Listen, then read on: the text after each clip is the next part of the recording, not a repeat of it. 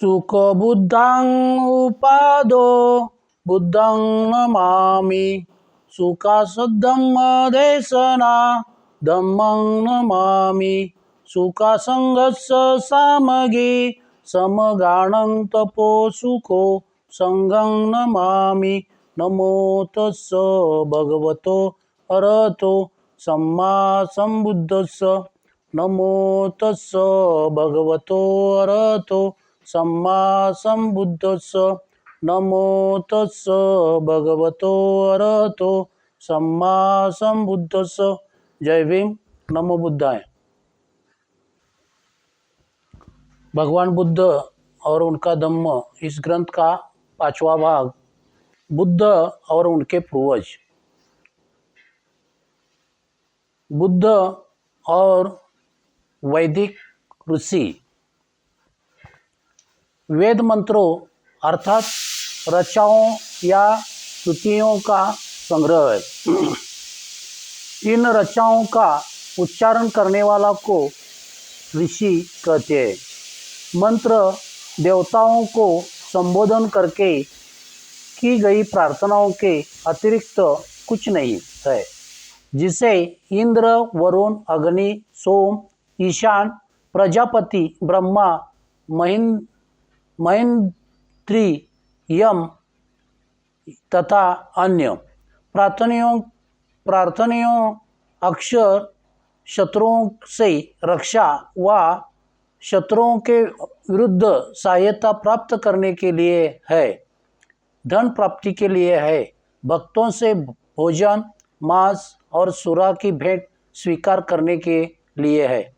वेदों में दर्शन की मात्रा कुछ विशेष नहीं है, लेकिन कुछ वैदिक ऋषियों के गीत है जिनमें कुछ दार्शनिक ढंग की काल्पनिक उड़ान दिखाई देती है। इन वैदिक ऋषियों के नाम है अघमर्षण, प्रजापति परमेष्टि, ब्राह्मणस्पति व बृहस्पति, अनिल, दीर्घतम, नारायण, हिरण्यगर्भ तथा विश्वकर्मा। इन वैदिक दार्शनिकों की मुख्य समस्याएं थी कि वह संसार कैसे उत्पन्न हुआ, अलग अलग चीजें कैसे उत्पन्न की गई, उनकी एकता और अस्तित्व क्यों है, किसने उत्पन्न की और किसने व्यवस्था की, यह संसार किसमें से उत्पन्न हुआ और फिर किसमें से विलीन हो जाएगा। अघमर्षण का कथन था कि संसार की उत्पत्ति तपस से हुई है। तपस ही वह नित्य तत्व है जिससे नित्य धर्म और रुत की सत्य की उत्पत्ति हुई है। इन्हीं से तम अंधकार रात्रि की उत्पत्ति है, तम से जल की उत्पत्ति हुई और जल से काल से ही सूर्य तथा चंद्रमा पैदा हुए तथा देव और पृथ्वी ने जन्म धारण किया। काल ने ही अंतरिक्ष को, प्रकाश को जन्म दिया तथा रात और दिन की व्यवस्था की। बृहस्पति की कल्पना थी कि सृष्टि असत के सत रूप में आई। असत से कदाचित उसका आशय अनंत से था। सत मूल रूप से असत से ही उत्पन्न हुआ। समस्त सत का मूलाधार असत ही था और उस समस्त भावी सत का जो इस समय असत है, प्रजापति परमेष्टि ने जिस समस्या को उठाया वह थी कि क्या सत की उत्पत्ति असत से हुई। उसका मत था कि इस प्रश्न का प्रस्तुत विषय से कोई संबंध नहीं है। उसके मत के अनुसार समस्त जगत का मूलाधार जल है। उसकी दृष्टि से जो जगत का मूलाधार जल है वह न सत के अंतर्गत आता है और न असत के। परमेष्टि ने जड़ तत्व और चेतन को लेकर कोई विभाजक रेखा नहीं खींची। उसके मत के अनुसार किसी निहित तत्व के ही कारण जल भिन्न भिन्न वस्तुओं का आकर ग्रहण करता है। उसने इस निहित तत्व का काम कहा है विश्वव्यापी इच्छा शक्ति।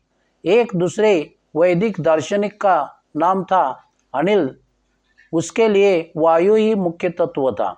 इसमें चलन अंतर्निहित था, उसी में उत्पन्न करने की शक्ति है। दीर्घतमा का मत था कि अंत में सभी चीजों का मूलाधार सूर्य है। सूर्य अपनी अंतर्निहित शक्ति से ही आगे पीछे सरकता है। सूर्य किसी बुरी शक्ल के पदार्थ से निर्मित है और वैसे ही विद्युत तथा अग्नि। सूर्य, विद्युत और अग्नि में जल का बीजांकुर विद्यमान है और जल पौधों का बीजांकुर है। ऐसा ही कुछ दीर्घतमा का मत था। नारायण के मत के अनुसार पुरुष ही जगत का अधिकारण है। पुरुष से ही सूर्य, चंद्रमा, पृथ्वी, जल, अग्नि, वायु, अंतरिक्ष, आकाश, क्षेत्र, ऋतु, वायु के जीव, सभी प्राणी, सभी वर्गों के मनुष्य तथा सभी मानवीय संस्थान उत्पन्न हुई है। हिरण्यगर्भ सिद्धांत की दृष्टि से हिरण्यगर्भ परमेष्टि और नारायण के बीच में था। हिरण्यगर्भ का मतलब है सवर्ण गर्भ। यही विश्व की वह महान शक्ति थी जिसे तमाम दूसरी पार्थिव तथा दिव्य शक्तियों तथा अस्तित्व का मूल स्रोत माना जाता था। हिरण्यगर्भ का अर्थ अग्नि भी है। यह अग्नि ही है जो सौर मंडल को उपादान कारण है। विश्व की उत्पादक शक्ति। विश्वकर्मा की सृष्टि में यह मानना कि जल ही हर वस्तु के मूल में है और जल ही से समस्त संसार की उत्पत्ति हुई है, ऐसा समझना और यह समझना कि संचरण उसका स्वभाव धर्म है, योग्य नहीं था। यदि धर्म है, योग्य नहीं था। यदि हम जल को ही मूल उत्पादन माने तो पहले हमें यह बताना होगा जल की उत्पत्ति कैसी हुई और जल में वह शक्ति, यह उत्पादक शक्ति कहाँ से आई और पृथ्वी, आप, तेज आदि का ही शक्तियाँ, अन्य नियम और शेष सब कुछ कैसे अस्तित्व में आए। विश्वकर्मा का कहना था कि पुरुष ही है जो सब किसी का मूलाधार है। पुरुष आदि में है, पुरुष अंत में है। वह इस दृश्य संसार के पहले से है। इन सभी विश्व शक्तियों के अस्तित्व में आने से भी पहले ही उसका अस्तित्व है।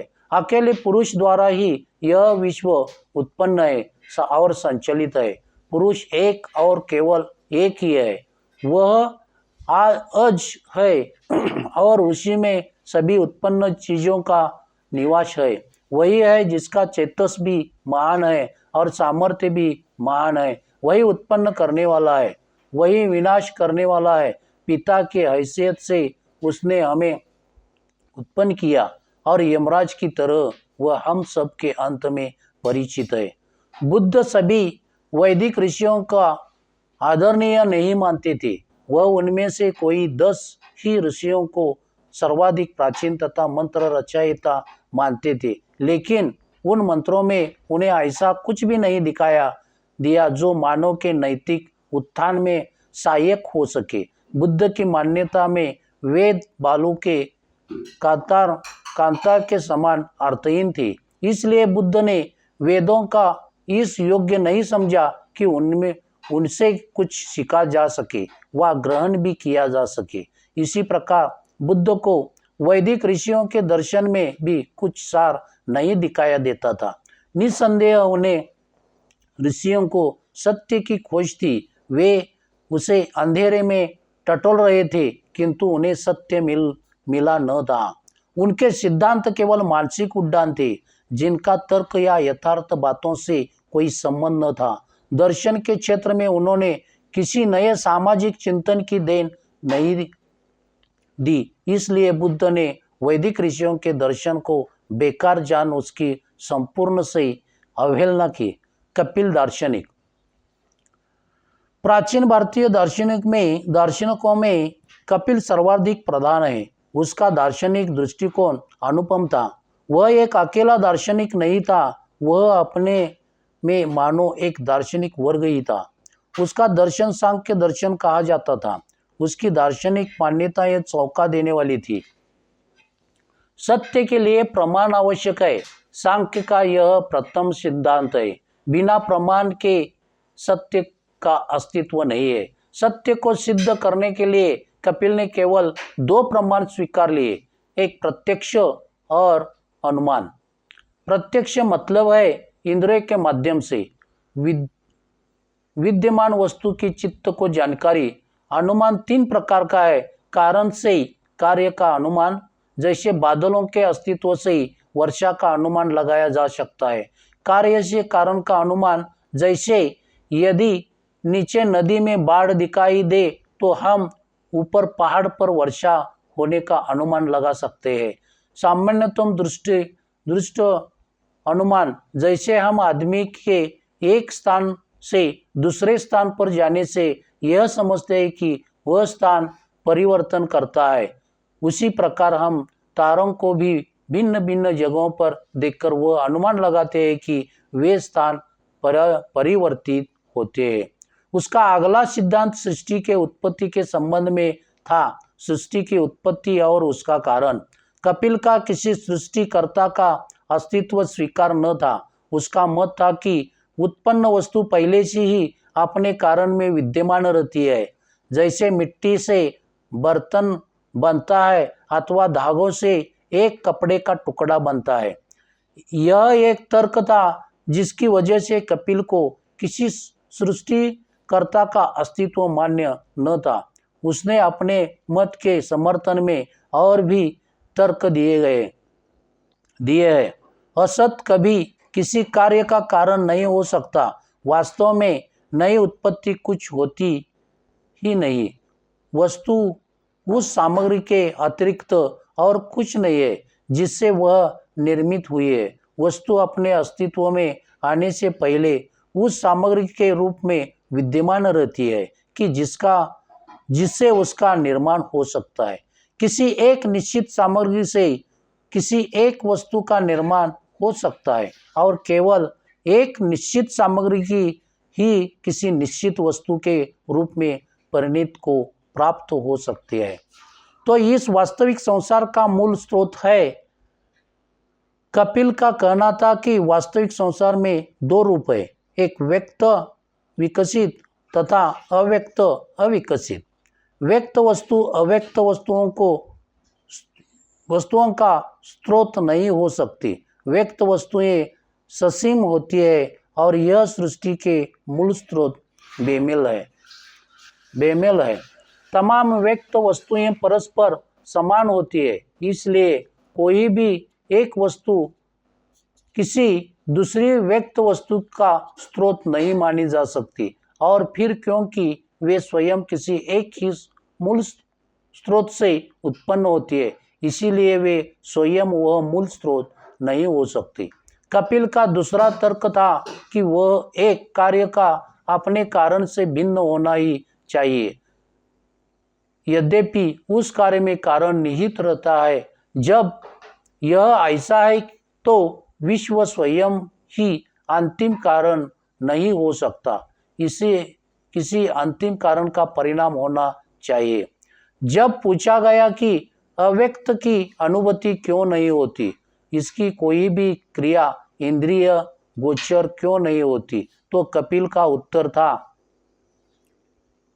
का उत्तर था यह अनेक कारणों से हो सकता है उनकी दूसरी अति सूक्ष्म वस्तुओं की तरह जिनकी सीधी अनुभूति नहीं होती, उसकी भी अनुभूति न होती हो, अथवा अत्यधिक दूरी के कारण अनुभूति न होती हो, अथवा अनुभूति में कोई एक तीसरी वस्तु बाधक हो, अथवा किसी तादृश्य वस्तु की मिलावट हो, अथवा किसी तीव्रतर वेदना अनुभूति के कारण अनुभूति न होती हो, अथवा अंधेपन व किसी अन्य इंद्रिय दोष के कारण अनुभूति न होती हो, अथवा दृष्टा के मस्तिष्क की विकलता के कारण अनुभूति न होती हो। जब पूछा गया तो विश्व का मूल स्रोत क्या है, विश्व के व्यक्त रूप तथा अव्यक्त रूप में क्या अंतर है, कपिल का उत्तर था व्यक्त रूप का भी कारण होता है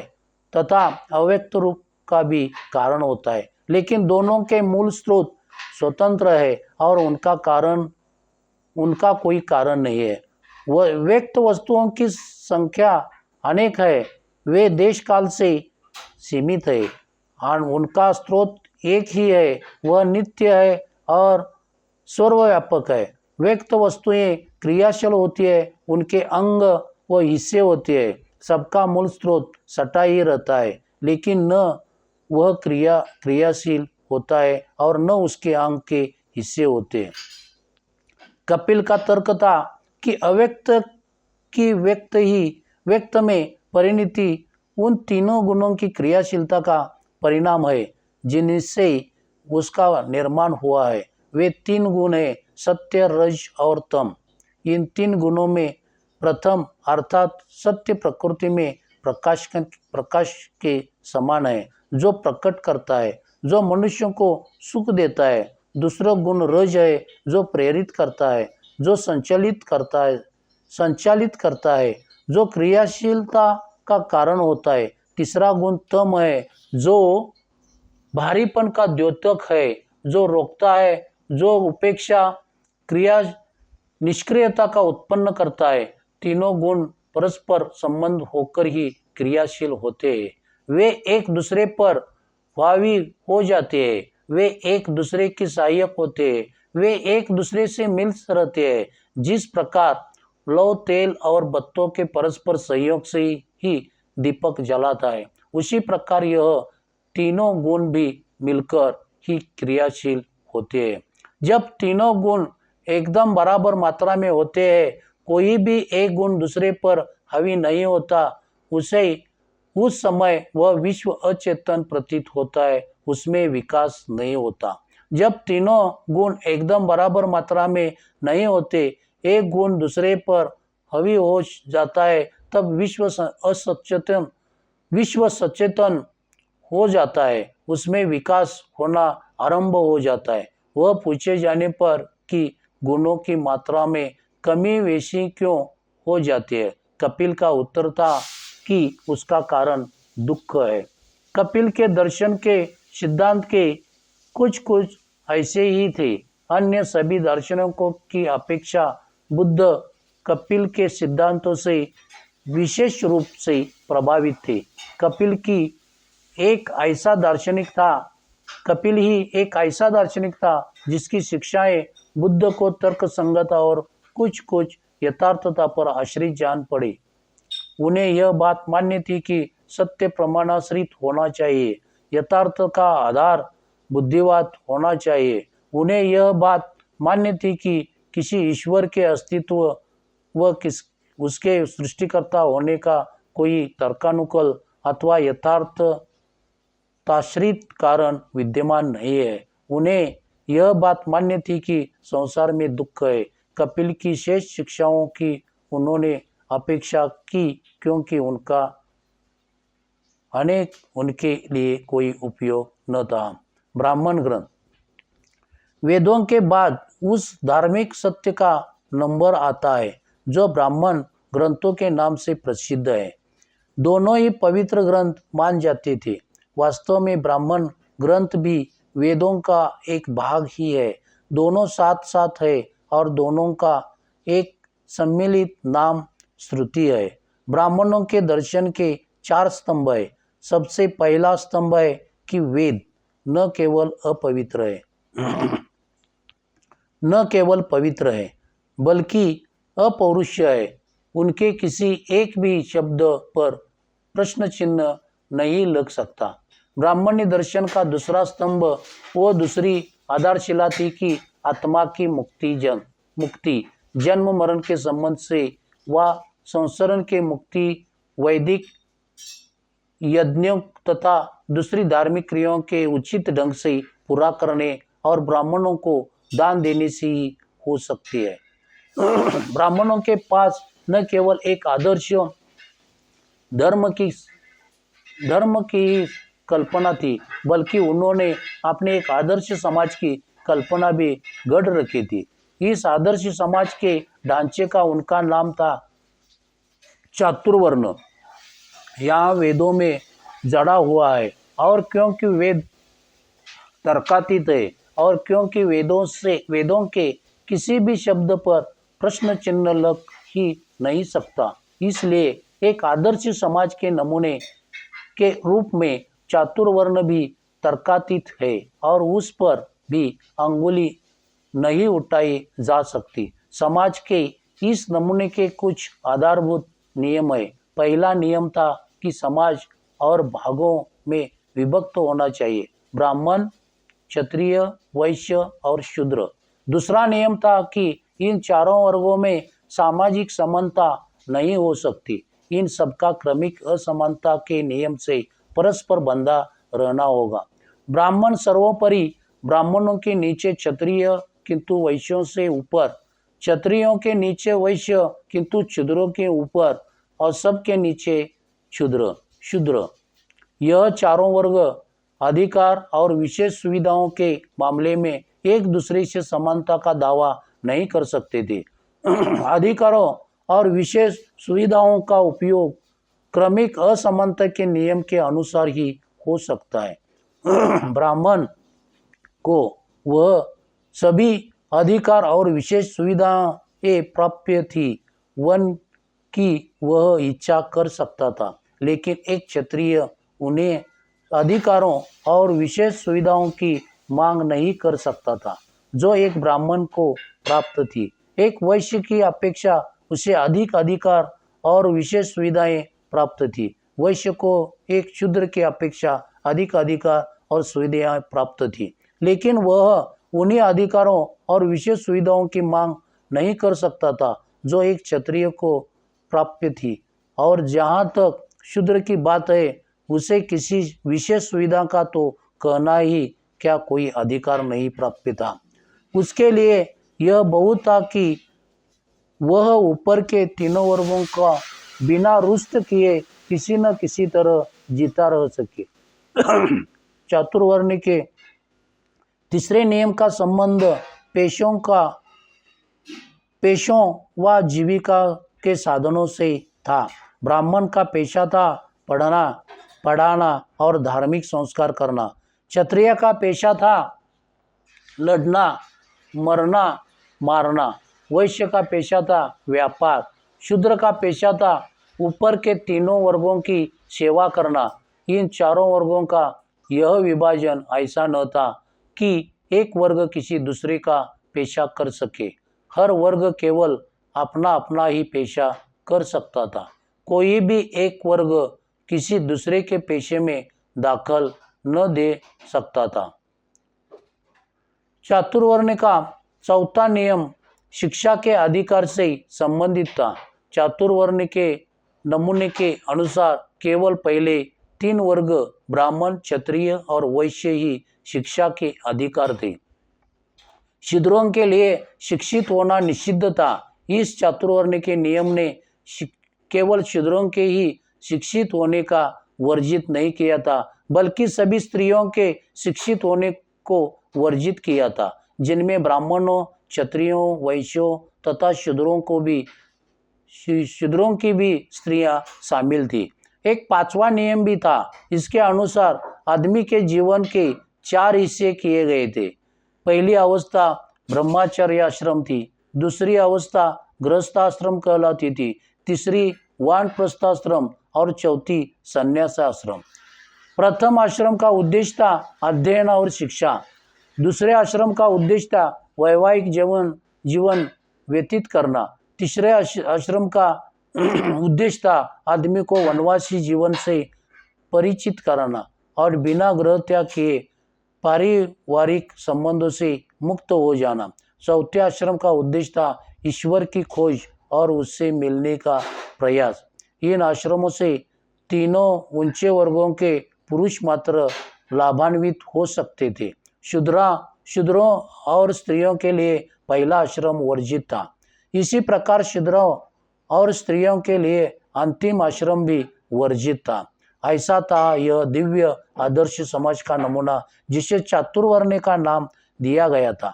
ब्राह्मणों ने इस नियम को ऊंचे आदर्शवाद में परिणत कर दिया था और इस बात की पूरी सावधानी रखी थी कि इसमें कोई कोर कसर न बाकी रह जाए। ब्राह्मणी दर्शन का एक चौथा स्तंभ था कर्म का सिद्धांत। यह आत्मा के संसरण के सिद्धांत का एक भाग था। ब्राह्मणों का कर्मवाद इस एक प्रश्न का उनकी ओर से दिया गया उत्तर था, जन्मांतर होने पर नए शरीर को लेकर आत्मा कहाँ नया जन्म ग्रहण करती है। ब्राह्मणी दर्शन का उत्तर था कि यह उसके पहले जन्म के कर्मों पर निर्भर करता है। दूसरे शब्द में इसका यही मतलब है कि यह उसके कर्मों का परिणाम है। ब्राह्मण्य धर्म के प्रथम सिद्धांत के बुद्ध कड़े विरोधी थे। उन्होंने ब्राह्मणों के इस सिद्धांत का खंडन किया कि वेद अपौरुषीय है और उन पर प्रश्न चिन्ह नहीं लग सकता। उनकी सम्मति में कोई बात ऐसी हो ही नहीं सकती जो गलत होने की संभावना से परे हो। किसी भी विषय में कोई बात अंतिम हो ही नहीं हो सकती। यथावश्यकता समय समय पर हर बात का परीक्षण होना चाहिए। आदमी को सत्य और यथार्थ सत्य जानना चाहिए। बुद्ध के लिए विचार स्वातंत्र्य सर्वाधिक महत्व की बात थी और उन्हें इस बात का निश्चय था कि विचार स्वातंत्र्य ही सत्य को प्राप्त करने का एकमात्र साधन है।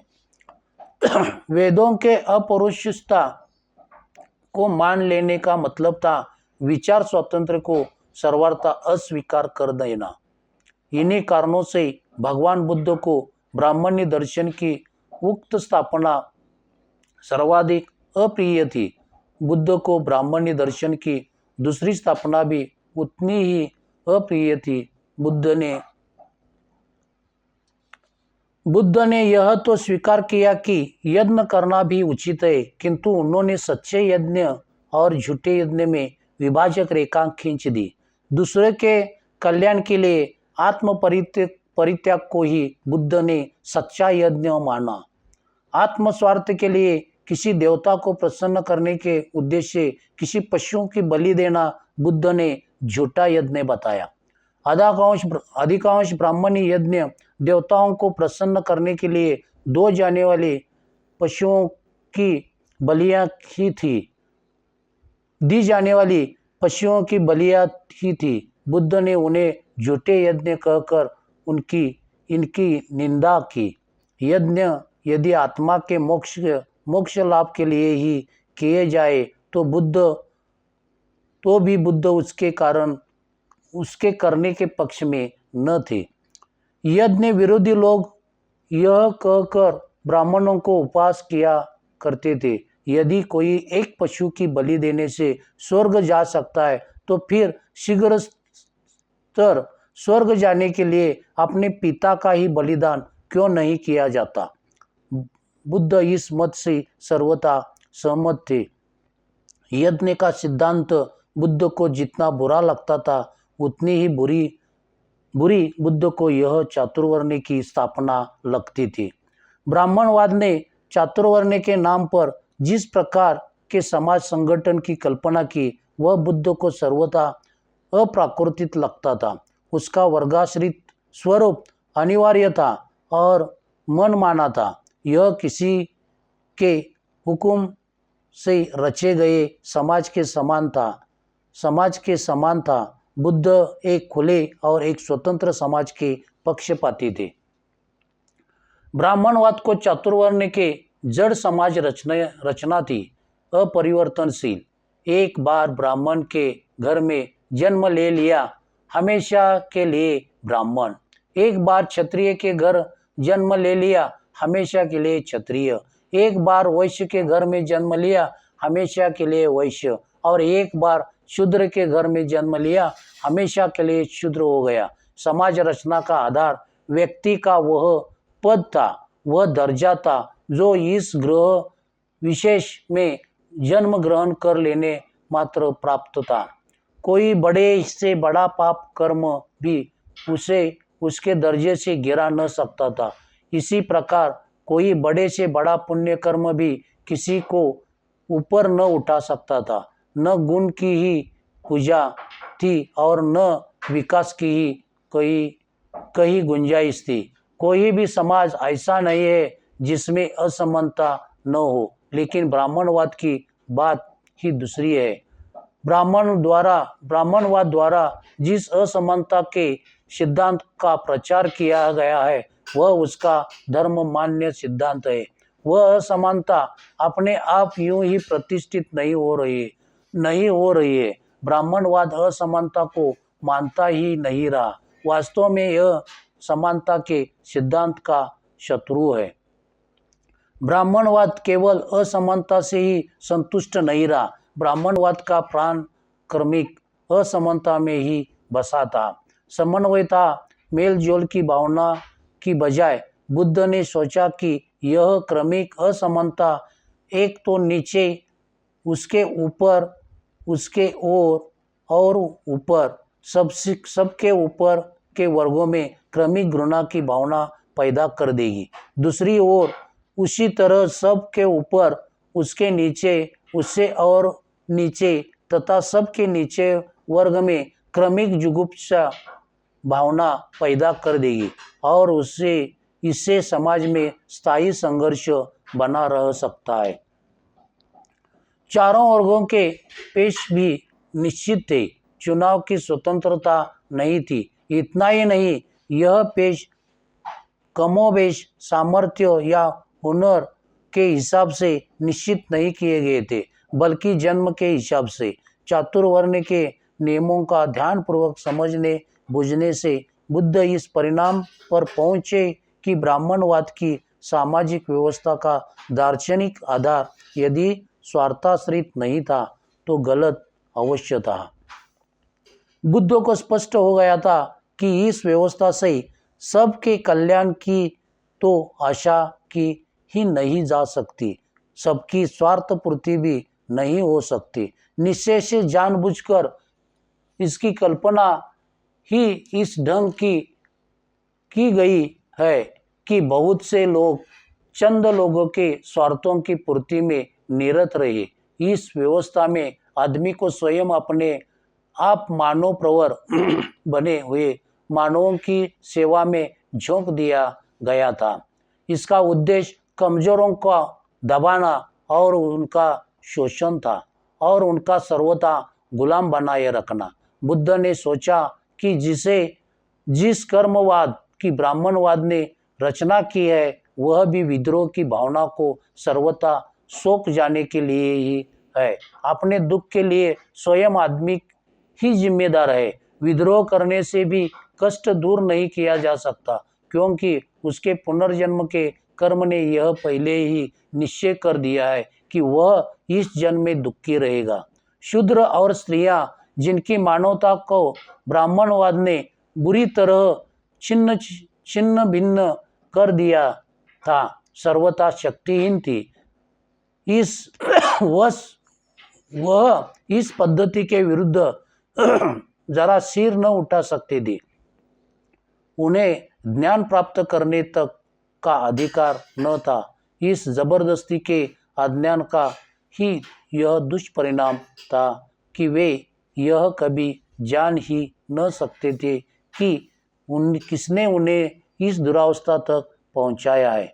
वे यह जान नहीं सकते थे कि ब्राह्मणवाद ने उनका सारा जीवन रस सोख लिया है। ब्राह्मणवाद के विरुद्ध विद्रोह कर उठाने के बजाय वे ब्राह्मणवाद के भक्त और समर्थक बन गए। स्वतंत्रता प्राप्ति के निमित्त शस्त्र उठाने का अधिकार आदमी का अंतिम अधिकार है, लेकिन ब्राह्मणी व्यवस्था द्वारा शूद्रों से शस्त्र धारण करने का अधिकार भी छीन लिया गया था। ब्राह्मणवाद के अधीन बेचारे शूद्र स्वार्थी ब्राह्मणों, शक्तिशाली क्षत्रियों और धनी वैश्यों के एक भयानक षड्यंत्र के शिकार मात्र बन कर रह गए।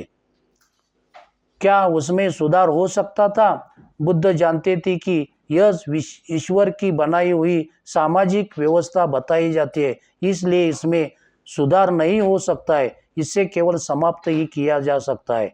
इन्हीं कारणों से बुद्ध ने ब्राह्मणवाद को सद्धर्म का जीवन के सच्चे धर्म का परम विरोधी मानकर अस्वीकार कर दिया। उपनिषद तथा उनकी शिक्षा। उपनिषद भी वैदिक वाङ्मय का एक हिस्सा मान जाते हैं। यह वेद का हिस्सा नहीं है, यह सृष्टि बाह्य से है। यह सब होने पर भी धार्मिक वाङ्मय का एक हिस्सा है। उपनिषदों की संख्या काफ़ी बड़ी है। वह कुछ महत्व के, कुछ यूं ही, कुछ में वैदिक सिद्धांतियों का, ब्राह्मण पुरोहितों का काफ़ी विरोध है। सभी उपनिषद एक बात में सहमत थे कि वैदिक अध्ययन अविद्या का ही अध्ययन मात्र है। वेदों और वैदिक विज्ञान को सभी उपनिषद अपरा नीचे के दर्जे की विद्या ही मानते थे। वे सभी वेद को अपौरुष के मानने के समर्थक थे। ब्राह्मणी दर्शन की ऐसी प्रधान स्थापनाओं जैसे यज्ञ और उनके फल, श्राद्ध और ब्राह्मण पुरोहितों को दिए जाने वाले दानों के महात्म्य का अस्वीकार करने में सभी एकमत थे। किंतु यह कोई उपनिषदों का मुख्य विषय न था। उनकी चर्चा का मुख्य विषय है ब्रह्म और आत्मा। ब्रह्म ही वह सर्वव्यापक तत्व है जो विश्व को बांधे हुए है, और आदमी की मुक्ति भी इसी बात में है कि इसके आत्मा के इस बात का बोध हो जाए कि यह भी ब्रह्म है। उपनिषदों की मुख्य स्थापना यही थी कि ब्रह्म ही सत्य है तथा आत्मा और ब्रह्म एक ही है। उपाधि ग्रस्त होने के कारण ही आत्मा को इस बात का बोध नहीं होता कि वह ब्रह्म है। प्रश्न पैदा हुआ कि क्या ब्रह्म एक वास्तविकता है? उपनिषद की सारी स्थापना इसी एक प्रश्न के उत्तर पर निर्भर करती है। बुद्ध को ब्रह्म की वास्तविकता का कोई प्रमाण नहीं मिला, इसलिए उन्होंने उपनिषदों की स्थापना को अस्वीकार कर दिया। ऐसा नहीं है कि स्वयं उपनिषदों की रचयिताओं से इस बारे में प्रश्न न पूछे गए हो, वे पूछ गए थे। इस तरह के प्रश्न याज्ञवल्क्य जैसे महान ऋषि से भी पूछे गए थे, जिसका बृहदारण्यक उपनिषद में उतना महत्वपूर्ण स्थान है। उससे पूछा गया, क्या ब्रह्म क्या है, आत्मा क्या है? याज्ञवल्क्य इतना ही उत्तर दे सका था, मैं नहीं जानता, नेति नेति। बुद्ध को शंका थी कि जिसके विषय में कोई कुछ जानता ही नहीं, वह वास्तविकता कैसे हो सकती है। इसलिए उन्होंने उपनिषदों की स्थापना को भी शुद्ध कल्पना समझ अस्वीकार कर दिया। सब पाप सकरणं कुशल स उपसंपदा सचित परियोदपनं एतं बुद्धानं शासनं धम्मं चरे सुचरितं नतं दुचरितं चरे धम्मचारी सुखं सेति अस्मि लोके परिमिच न तावता धम्मधरो यावता बहुभासति यो च पंपि सुतवान धम्म कायेन पश्यति सवे धम्मधरो होति यो धम्मं नपमज्जति नति मे शरणं अयं बुद्धो मे शरणं वरं एतेन सज्ज वज्रेन होतु मे जय मंगलं नति मे शरणं अयं धम्मो मे शरणं वरं एतेन सज्ज वज्रेन होतु मे जय मंगलं नति मे शरणं अयं संगो मे शरणं वरं एतेन सज्ज वज्रेन होतु मे जय मंगलं नमो बुद्धाय नमो धम्माय नमो संघाय साधु साधु साधु। नमो बुद्धाय, जय Bhim. Discovery of Buddha in India आवडल्यास लाईक, शेअर अँड सबस्क्राईब करा।